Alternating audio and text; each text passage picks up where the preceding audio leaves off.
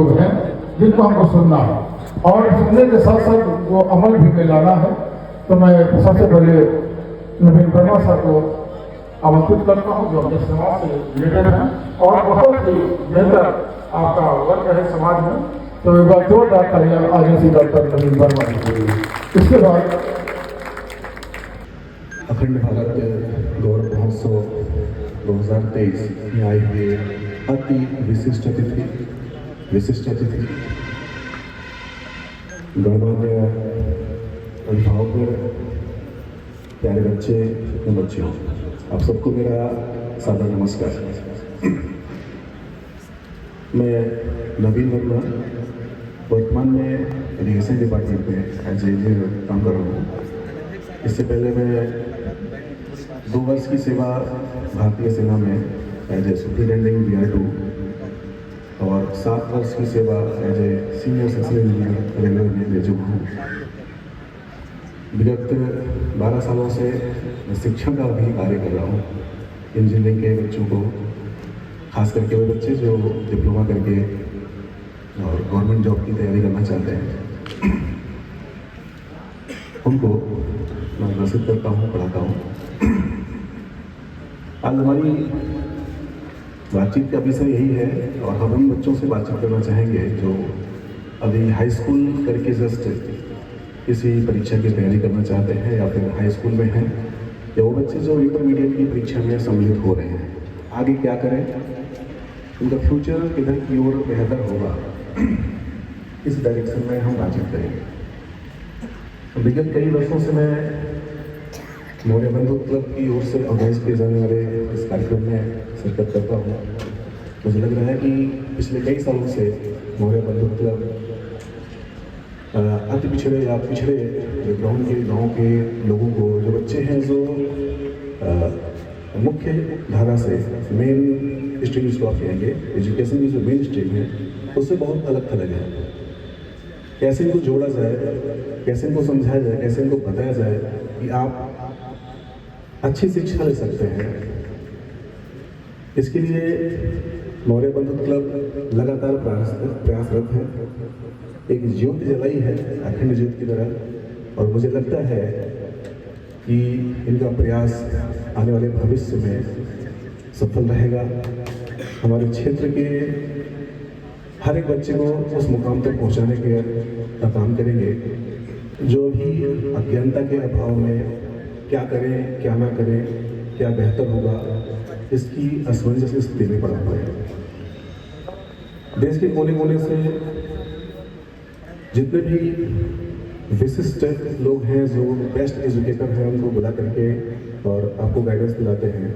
इसके लिए मैं मौर्य बंधु क्लब के सभी सदस्यों को आभार व्यक्त करता हूँ, बहुत बहुत अभिनंदन करता हूँ और ये बधाई के पात्र हैं। खास करके मुझे सिद्दीकी सर नजर नहीं आ रहे हैं इधर में, जिनका इस आयोजन में विशेष योगदान रहता है। बहुत कम नजर आते हैं, अभी भी थे। मैं उन बच्चों से बात करने के लिए विशेष रूप से आमंत्रित किया गया हूँ, खास करके जो भी हाई स्कूल में है या इंटरमीडिएट में है। तो एक बार हाथ खड़ा करके जरा बताया कितने लोग ऐसे हैं जो अभी इंटरमीडिएट की परीक्षा पास नहीं किए हैं। पीछे वाले, अगर आवाज़ जा रही है हमारी, तो इंटरमीडिएट की परीक्षा पास नहीं किए हैं। हाई स्कूल कितने लोग हाई स्कूल में हैं? ठीक हो गया।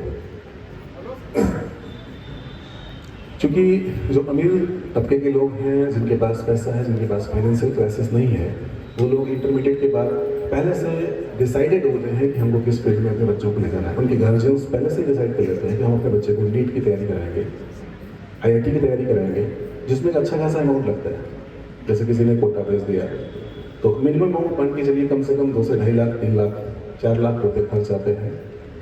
वहाँ पर प्रिपरेशन कराते हैं। प्रिपरेशन कराने के बावजूद भी यदि उनका बच्चा सेलेक्ट नहीं हुआ, दोबारा प्रयास करते हैं। लेकिन ग्रामीण तबके के किसान के बच्चे के बारे में अगर सोचा जाए तो उनके पास इतने अमाउंट नहीं होता है। क्या करें? क्या अपने बच्चे की पढ़ाई छुड़वा दें या पढ़ाई को कंटिन्यू करें? और अगर पढ़ाई कंटिन्यू करते हैं तो किस फील्ड में लेके जाएं ताकि कम खर्च में उनका बच्चा भी बेहतर कर सके। इसके लिए मैंने कुछ प्रेजेंटेशन और कुछ स्लाइड्स बनाई हैं। स्लाइड्स के माध्यम से हम आपको बताना चाहेंगे कि क्या करना बेहतर होगा। Slide please, next please.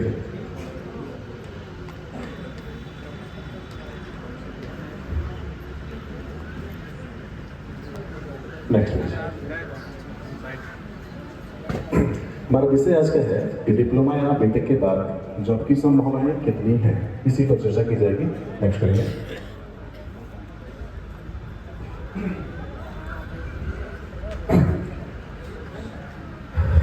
कुछ वे तो वो हमको किधर जाना है ये हम सबसे पहले तैयार करते हैं, और खास करके हमको किधर जाना है ये हम तैयार करते हैं। देखिए आज के समाज में बच्चे खुद डिसाइड नहीं कर पा रहे हैं कि हमको किधर जाना है। ज़्यादातर केस में उनके गार्जियंस ही पता करके रखते हैं कि हम अपने बच्चे को किस तरफ लेके जाएं, लेकिन गार्जियंस का एक और रोल है, वो अपने बच्चे की मेंटलिटी, अपने बच्चे की योग्यता और उसका इंटेंशन देखिए, जांचें कि इसको किधर जाना है, और उसी डायरेक्शन में अगर आप ले जाएंगे तो वो बेहतर रिजल्ट देगा और जल्दी सक्सेस पाएगा। इसलिए हम उन बच्चों से बात करना चाहेंगे जो इंटरमीडिएट या हाई स्कूल के बाद अपनी फील्ड को, इंजीनियरिंग फील्ड को अपनाना चाहते हैं, उनके बारे में हम डिस्कशन करेंगे। नेक्स्ट स्लाइड करेंगे। देखिए 10+2 या हाई स्कूल के बाद हमारे पास इतनी सारी अपॉर्चुनिटी होती है, इतने सारे ऑप्शंस होते हैं, हम किधर किधर जा सकते हैं। ये गार्जियंस के लिए स्पेशल है, वो लोग ध्यान दें कि हम अपने बच्चे को किस तरफ मोड़ें ताकि वो बेहतर रिजल्ट दे, और कम से कम पैसे में हम उसको कैसे आगे के जीवन को सर्वाइव करने की प्रेरणा दें, या कौन सी ऐसी शिक्षा दें ताकि वो अपने जीवन को सर्वाइव कर सके। तो सबसे पहली फील्ड आती है मेडिकल फील्ड, जो कि थोड़ी सी कॉस्टली है। तैयारी के लिए आपको दूरस्थ कोचिंग या महंगी कोचिंगों में भेजना पड़ सकता है। दूसरी फील्ड आती है टीचिंग की, आप अपने बच्चे को टीचर बनाना चाहते हैं, या फिर आप सिविल सर्विसेज की तैयारी कराना चाहते हैं, या फिर आप कॉमर्स के फील्ड में भेज करके उसको CA बनाना चाहते हैं। ये एक 4 फील्ड्स हैं, इसके आगे भी नेक्स्ट करिएगा। इसके आगे आप LLB करा करके उनको जुडिशरी में लेके जाना चाहते हैं, या फिर फैशन डिजाइनर या फिर मैनेजमेंट में जा करके, और सबसे आखिरी हमने रखा है आप इंजीनियरिंग फील्ड में ले जाना चाहते हैं। यदि आप इंजीनियरिंग फील्ड में लेके जाना चाहते हैं तो उसके लिए आपको क्या करना होगा, इस पर बेसिक चर्चा की जाएगी। नेक्स्ट करेंगे। सबसे पहला क्वेश्चन आता है कि यदि हम इंजीनियर बनना चाहते हैं तो हमारे पास बेसिक योग्यता क्या होनी चाहिए, और हम कौन सी क्वालिफिकेशन रखें ताकि हम इंजीनियरिंग का काम कर सकें, या फिर इंजीनियरिंग कॉलेजेस में एडमिशन ले सकें, या फिर डिप्लोमा कर सकें।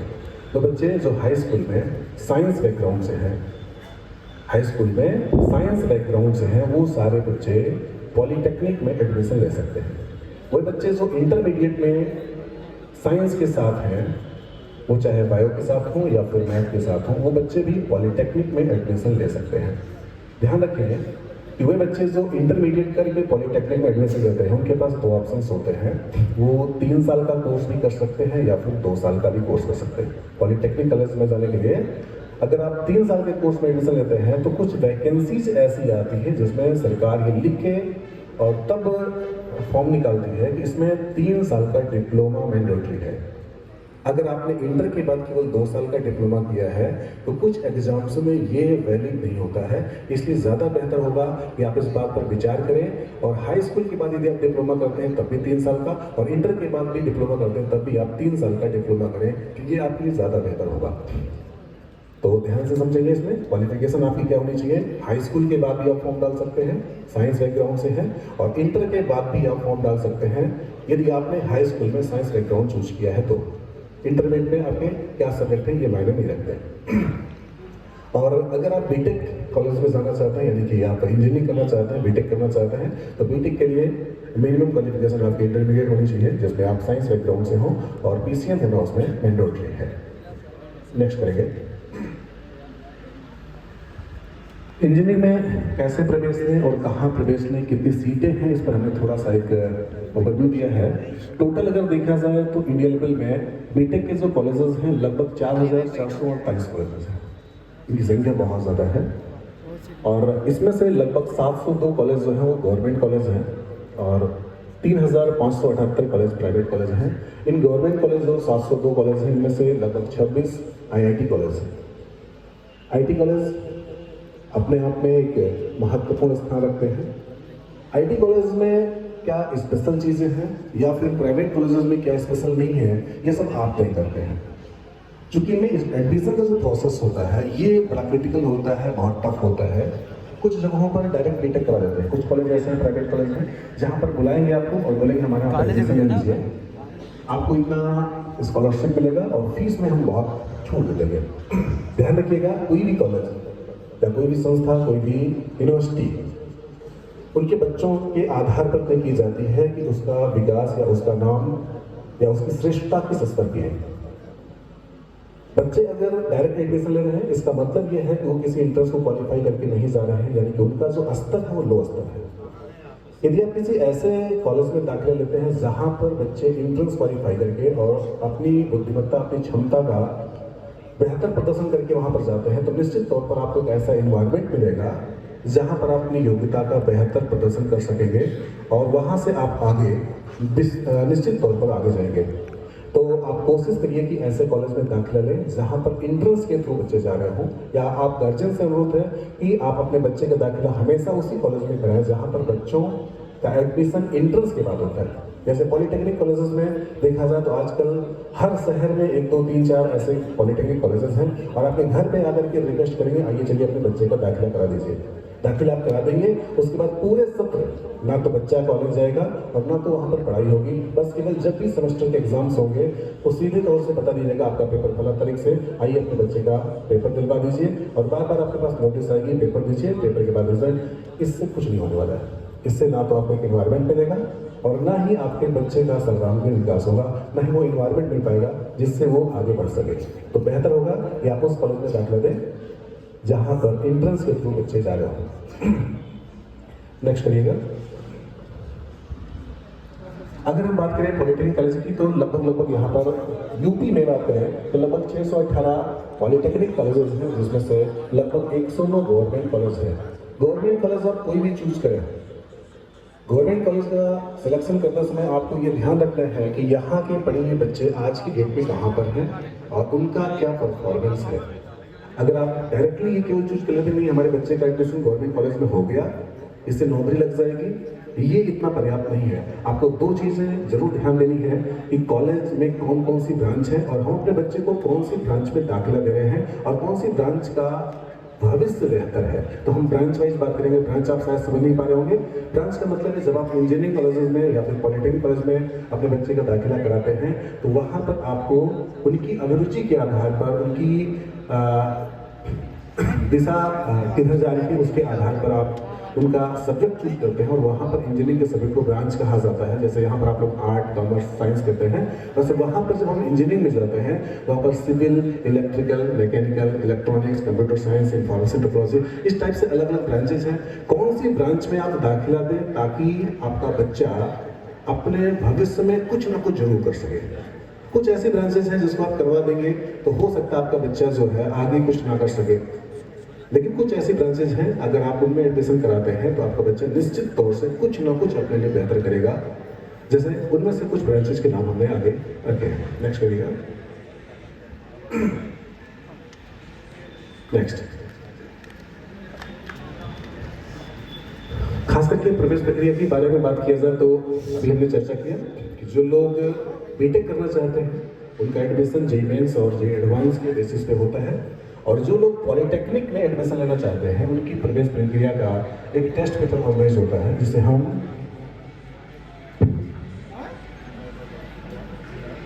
ठीक तो जी का एक एग्जाम होता है जिसको हम कहते हैं joint entrance exam council Uttar Pradesh. ये उत्तर प्रदेश द्वारा एक एग्जाम कंडक्ट कराया जाता है जिसमें हाई स्कूल और इंटरमीडिएट के बच्चे पार्टिसिपेट करते हैं, खास करके साइंस बैकग्राउंड के बच्चे।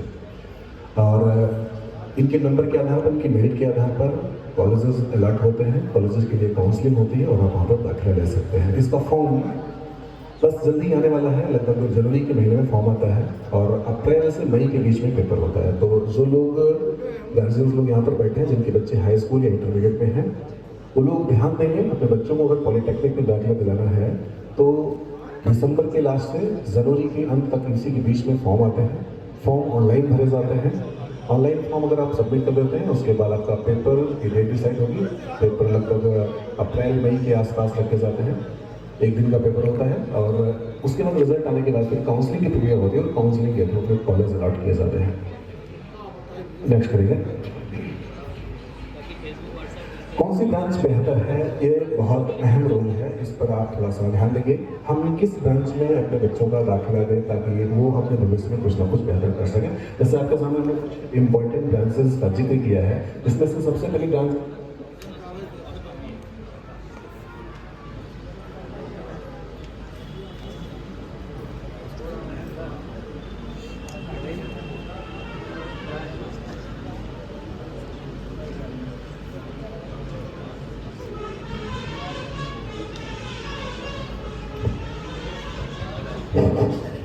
जिसमें से पहली ब्रांच है इलेक्ट्रॉनिक्स कम्युनिकेशन, इलेक्ट्रिकल इंजीनियरिंग दूसरी है, mechanical engineering, information technology, computer science और सिविल इंजीनियरिंग। इनमें से देखिए, ध्यान दीजिएगा, जब भी कभी आप अपने बच्चे का दाखिला दें तो 3 मुख्य ब्रांचेस हैं जिनमें आप एडमिशन दिलाएंगे। पहली ब्रांच है इलेक्ट्रिकल इंजीनियरिंग, जो यहाँ पर ऊपर से दूसरे नंबर पर है। इसमें अगर आप दाखिला दिलाते हैं तो निश्चित तौर पर इलेक्ट्रिकल इंजीनियरिंग का मतलब है बिजली से संबंधित है, और अगर आपका बच्चा डिप्लोमा कर लेता है इलेक्ट्रिकल इंजीनियरिंग से तो वो जेई बनने का पात्र है, जूनियर इंजीनियर बनने का पात्र है, वो भी बिजली विभाग में खास करके।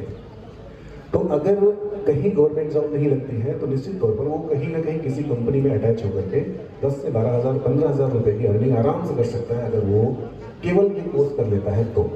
मतलब ये मान लीजिए कि आपका बच्चा अगर इलेक्ट्रिकल इंजीनियरिंग से डिप्लोमा किया है, वो खाली हाथ घर नहीं बैठेगा, कुछ ना कुछ अर्निंग उसकी स्टार्ट हो जाएगी जिस साल वो डिप्लोमा करके बाहर निकलता है उसी साल से।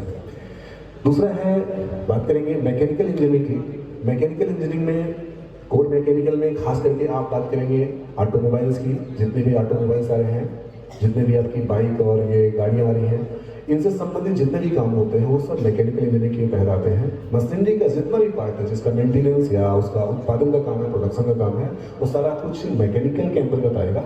और आने वाला दिन जो है वो खास करके ऑटोमोबाइल्स में बहुत चेंजेस लाने वाला है। खास करके अभी हम लोग जो गाड़ियाँ चला रहे हैं, डीजल पेट्रोल की चला रहे हैं, आने वाला दिन जो होगा वो खास करके इलेक्ट्रॉनिक्स का होने वाला है। यानी कि गाड़ियाँ जो चलेंगी वो इलेक्ट्रिकल व्हीकल्स होंगी, तो बहुत बड़ा चेंजेस आएगा। अभी मैकेनिकल इंजीनियरिंग का उतना बूम नहीं है, लेकिन आने वाला भविष्य इसका उज्जवल है, इसलिए आप मैकेनिकल इंजीनियरिंग से भी डिप्लोमा करा सकते हैं। तीसरी जो अहम ब्रांच है सिविल इंजीनियरिंग। सिविल इंजीनियरिंग में जितने भी कंस्ट्रक्शन वर्क होते हैं, रेलवे के पटरी बनाने से लेकर के, सड़क बनाने से लेकर के, ब्रिज बनाने से लेकर के, नहर की खुदाई से लेकर के बिल्डिंग बनाने तक का काम, जितना भी आपको कंस्ट्रक्शन वर्क दिखता है जिसमें सीमेंट यूज होती है, समझ लीजिए सीमेंट, बालू, गिट्टी, ये सब यूज होता है, ये सभी काम सिविल इंजीनियर करते हैं। अगर आपका बच्चा सिविल इंजीनियरिंग में डिप्लोमा करता है तो उसको भी बैठने की जरूरत नहीं है। आज की डेट में देखेंगे हर जगह काम चल रहा है। तो जैसे ही डिप्लोमा करके बाहर निकलता है तो 2 ऑप्शंस हैं, या तो वो प्राइवेट जॉब कर ले या फिर गवर्नमेंट जॉब की तैयारी कर ले। गवर्नमेंट जॉब की तैयारी कर लेता है तो भी वो जूनियर इंजीनियर बन जाएगा। कितने विभागों में जेई बन सकता है उसके लिए लिस्ट तैयार करके आपको लिस्ट दिखा देते हैं, लेकिन किसी भी कीमत में वो घर नहीं बैठेगा। यानी कि ये मान लीजिए कि कम से कम 10-15 हज़ार रुपये वो स्टार्टिंग से कमाना शुरू कर देगा अगर वो किसी प्राइवेट कंपनी को भी ज्वाइन कर लेता है तो वो लोग, वो गार्जियंस जो अपने बच्चों को ज़्यादा दूरी तक नहीं पढ़ा सकते हैं, केवल हाई स्कूल तक पढ़ा सकते हैं, इंटर तक पढ़ा सकते हैं, उन सबसे अनुरोध है कि अगर वो हाई स्कूल तक पढ़ा सकते हैं तो थोड़ा सा प्रयास करें, अपने बच्चों को कम से कम पॉलिटेक्निक डिप्लोमा करा लें, अच्छी कॉलेज से करा लें। थोड़ा सा इफर्ट की जरूरत होगी। और खास करके ये 3 ब्रांचेस नोट कर लो, इलेक्ट्रिकल, मैकेनिकल और सिविल, जिसमें प्राथमिकता आपको देनी है इलेक्ट्रिकल और सिविल पर। अभी खास करके चूंकि मैकेनिकल का स्कोप उतना अच्छा नहीं है, आने वाला दिन बहुत अच्छा होगा, इसलिए आप इलेक्ट्रिकल और सिविल को फोकस करें, मैकेनिकल को थर्ड प्रायोरिटी पर रखें। इन 3 ब्रांचेस से अगर आप कराते हैं तो बेहतर होगा। बाकी जो ब्रांचेस हैं इनके लिए अगर आप प्राइवेट सेक्टर में जाना चाहते हैं तो थोड़ा सा मेहनत करनी होगी, सफलता मिलेगी, लेकिन थोड़े लंबे अरसे के बाद सफलता मिलेगी। ये तीनों ब्रांचेस ऐसे हैं जिसमें गवर्नमेंट जॉब और प्राइवेट जॉब तीनों की अपॉर्चुनिटी है। स्लाइड बढ़ाएंगे, नेक्स्ट करिएगा। कौन कौन से जॉब मिल सकते हैं हम आपको बताना चाहेंगे। अगर आपने डिप्लोमा किया है तो कौन कौन से विभाग में आपके पास अपॉर्चुनिटी है। नेक्स्ट करिएगा और नेक्स्ट करिएगा। ये आपके पास गवर्नमेंट डिपार्टमेंट्स हैं जिसमें आप सिलेक्शन ले सकते हैं। आफ्टर डिप्लोमा पॉलिटेक्निक करने के बाद आपके पास इतने सारे विभाग हैं जिनके फॉर्म्स आते रहते हैं। ये तो नहीं है कि हर साल फॉर्म आता है, लेकिन रेगुलरली आता जाता है। खास करके कुछ सेंट्रल गवर्नमेंट के डिपार्टमेंट्स हैं जिसमें हर साल फॉर्म आता है। जो स्टेट गवर्नमेंट के डिपार्टमेंट्स हैं, जब वहाँ पर रिक्वायरमेंट होती है तब रिक्रूटमेंट होता है, तब भर्तियाँ होती हैं। तो आपके सामने इतने सारे डिपार्टमेंट्स हैं, आप चाहेंगे तो इसकी पीपीटी आपको मिल जाएगी, जिसमें से PWD, RES का मतलब रूरल एनर्जी सर्विसेज, जल निगम, उत्तर प्रदेश राज्य विद्युत उत्पादन निगम limited, Uttar Pradesh power corporation, सिंचाई विभाग, निर्माण निगम, आवास विकास, यूपी ब्रिज कॉर्पोरेशन, नगर निगम और नगर महापालिका, ये सारे विभाग जो हैं जेई का रिक्रूटमेंट करते हैं। और एक जेई अगर आपके परिवार से निकल जाता है तो आप मान लीजिए कि आपका परिवार जो है सक्षम हो गया है, आगे कुछ भी कर सकता है, बेहतर स्थिति में आपको ला सकते हैं। वहीं पर सेंट्रल गवर्नमेंट के ढेर सारे डिपार्टमेंट्स हैं, हमने कुछ डिपार्टमेंट्स के नाम लिखे हैं आपके सामने। इनमें से लगभग विभागों में प्रतिवर्ष कुछ न कुछ वैकेंसीज आती रहती हैं, जिसमें से SSC के थ्रू काफ़ी विभाग जाते हैं। SSC यानी कि स्टाफ सिलेक्शन कमीशन जो है वो हर साल वैकेंसी ओपन करता है, और उस वैकेंसी के माध्यम से आप CPWD, BRO, MES, NTRO, CWC, central public work department, border organisation, military engineering service, national technical research commission, central water commission, इन सारे विभागों में आप जा सकते हैं। डायरेक्टली जेई के पद पे जा सकते हैं, जो कि एक बहुत अच्छी पदवी, बहुत अच्छा पद है। नेक्स्ट करेंगे। ठीक है, ये तो था कि हम कहाँ जाएं और कैसे कैसे प्रिपरेशन करें। अब हम बात कर रहे हैं कि अगर आपको नौकरी तक पहुंचना है, बच्चे बहुत हल्ला करें, थोड़ा सा ध्यान से सुनें। अभी इनको लगता है कि ये सब बातें सुनी नहीं चाहिए, लेकिन आगे चल करके आप सबको ये सब करना है अगर आप इंजीनियरिंग फील्ड में जा रहे हैं तो कैसे आप जेई बनने का सपना साकार कर सकते हैं। इसके लिए आपको हमने 3 स्टेप लिखे हैं। Set the target, preparation for exam and get the job. ये 3 बेसिक स्टेप्स हैं। पहला, सेट द टारगेट। आप अपना टारगेट सेट कर लीजिए, हमको करना क्या है। हमको जेई बनना है, या असिस्टेंट इंजीनियर बनना है, या उससे ऊपर जाना है, या फिर हमको अपना कोई प्राइवेट बिजनेस सेटअप करना है। उसके लिए आप अपना माइंड मेकअप सेट करिए कि हमको ये करना है।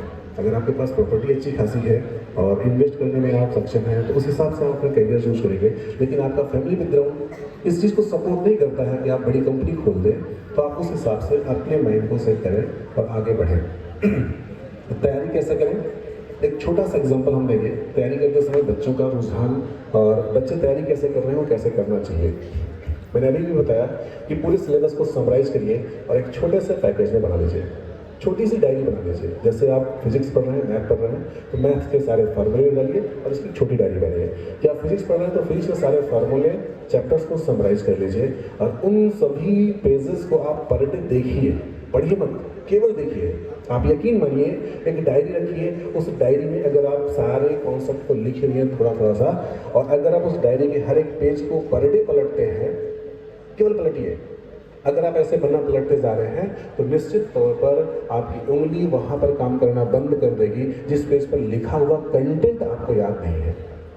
अगर कंटेंट आपको याद है तो आप पेज पलटेंगे, आसानी से पलट जाएगा। लेकिन आपने पता लगा बर्नौली की थ्योरम्स अगर लिखी हुई है और आपको पता लगा कि हमको ये याद नहीं है, तो निश्चित तौर पर आपकी उंगली वहां पर विराम देगी और आपका दिल गवाही नहीं करेगा हम अगला पन्ना पलटते हैं। तो आपको क्या करना है, उस चीज़ को फिर से पढ़ना है और तभी आपको आगे बढ़ना है।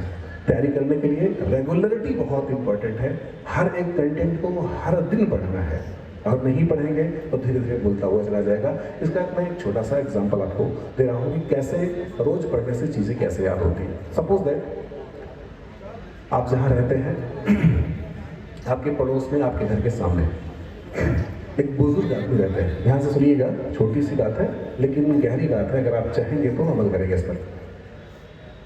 आपका घर रोड के इस तरफ है और बुजुर्ग दादा जो हैं वो आपके घर के सामने रहते हैं, जिनका घर रोड के उस तरफ है। आपका उनसे कोई संबंध नहीं है, आज तक आपने उनसे कभी मुलाकात नहीं की है और ना ही आप उनको जानते कौन है।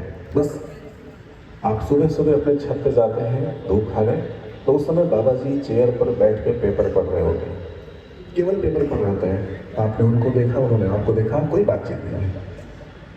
आप नीचे चले आए, अगले दिन गए, अगले दिन फिर आपने देखा, फिर वही बात हुई। यह क्रम चलता रहा, मान के शायद 2 से 3 महीनों तक लगातार चलता रहा। ना आपकी उनसे बात हुई है और ना आपकी उनसे आपसे बात हुई है। अचानक आप दोनों सफर कर रहे हो मुंबई में कहीं पर किसी ट्रेन में, और अचानक वो बाबा जी आपकी अगली सीट पर बैठ कर मिल जाए, तो आप बताइए हेलो हाय होगा कि नहीं होगा? होगा। बोलिए भाई, होगा। हेलो हाय होगा। पुराना परिचय था क्या? नहीं। कभी बातचीत हुई थी क्या? नहीं। अगर ये सारी बातें नहीं हुई थी तो हेलो हाय किस लिए हुआ? क्योंकि हम उनको प्रतिदिन देखते थे। यही प्रतिदिन देखने का नजरिया अगर आपका रोज का रोज है और आप प्रतिदिन चीजों को देखते हैं और यही प्रतिदिन देखने वाली चीज अगर आपके पेपर में आ जाती है तो निश्चित तौर पर समझिए उस प्रश्न से हेलो हाय होगा था। यानी कि चीजों को आपको रोज देखना ही केवल देखिए और देखते देखते अगर वही चीज आपके पेपर में भी आ जाती है तो आपको लगेगा कि हमारा आंसर रोज हेलो हाय होता था और प्रश्न पढ़ते ही आप बता देंगे इसका कौन सा ऑप्शन है। इसलिए प्यारे बच्चों, आप अपनी पढ़ाई को तो पढ़िए, शॉर्टकट पे मत जाइए। छोटी छोटी नोट्स आ रही हैं, छोटे छोटे शॉर्टकट तरीके बताए जा रहे हैं, यूट्यूब पर ढेर सारे शॉर्टकट्स बताए जा रहे हैं। Don't go for shortcut. Detail से पढ़िए, अपने तरीके से शॉर्टकट बनाइए। किसी के द्वारा बनाए गए शॉर्टकट पाथ पे मत चलिए, आपके द्वारा बनाए गए शॉर्टकट पाथ पर चलेंगे तो निश्चित तौर पर आपको पता है कि हमने कौन से लॉन्ग कट का शॉर्टकट बनाया है। अगर आप ऐसा करते हैं निश्चित तौर पर आप अपने समाज में एक लंबी बढ़िया एक अच्छी खासी छवि जरूर बनाएंगे और लोग आपको फॉलो करेंगे। समय के अभाव में मैं एक बार फिर से मौर्य बंधुत्व क्लब को ढेर सारी बधाई देता हूँ, ढेर सारी शुभकामनाएं देता हूँ। मुझे आशा नहीं तो विश्वास है कि आने वाला भविष्य बच्चों का उज्जवल होगा और ये बच्चे अपने क्षेत्र के आइकॉन होंगे और एक दूसरे के लिए मार्गदर्शन का काम करेंगे और एक ऐसा मुकाम सेट करेंगे जिसे लोग फॉलो करना पसंद करेंगे। मैं चाहूंगा कि ये सिलसिला जारी रहे। मौर्य बंधुत्व क्लब को एक बार फिर से ढेर सारी शुभकामनाएं। बहुत बहुत धन्यवाद। Thank you. सब कुछ मैंने देखा कि जो गार्जियन अपने बच्चे को प्यार नहीं करते, बहुत कम बच्चे हैं ये बेचारे सिलेक्ट। पैसा ही भूखना सब कुछ नहीं, बच्चे को प्यार करिए, टाइम दीजिए, बहुत जरूरी है। वही सब कुछ आपकी है। अगर वो सफल हो गए तो बस जिंदगी आपकी सफल हो गई। सुकून की नींद आप सोएंगे, चाहे बच्चा